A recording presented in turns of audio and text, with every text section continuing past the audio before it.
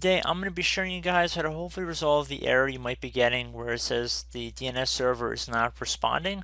So if you're experiencing network issues and you've already run the Windows Network Diagnostic tool and you're seeing that the DNS server is not responding is the problem that is identified by the tool, this tutorial will hopefully resolve this issue for you guys.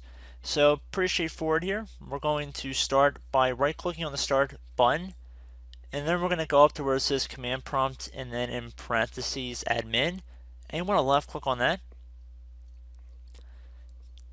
If you receive a user account control window, select yes. So now we want to start typing in our commands. So the first thing we're going to do is type in ipconfig space /release, and then you want to hit enter on your keyboard. Once you're done doing that, you want to type in ipconfig space /all, and then hit enter on your keyboard again.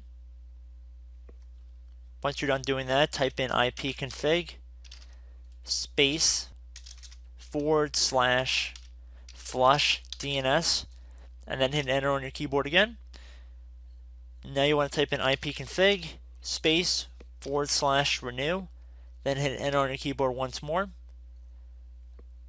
Now the last two commands we're going to run here. The first will be netsh space int space set space DNS.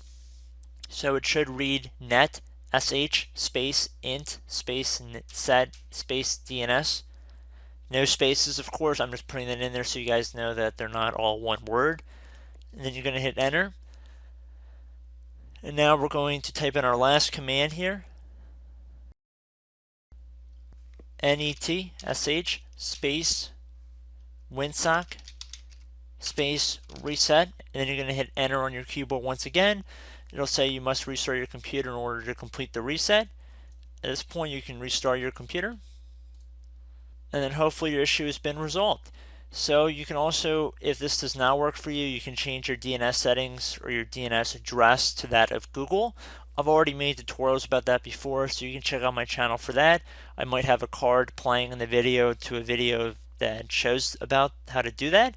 But I think for the purpose of this tutorial, it's pretty much done for. And I hope I was able to help you guys out, and I will catch you in the next video. Goodbye.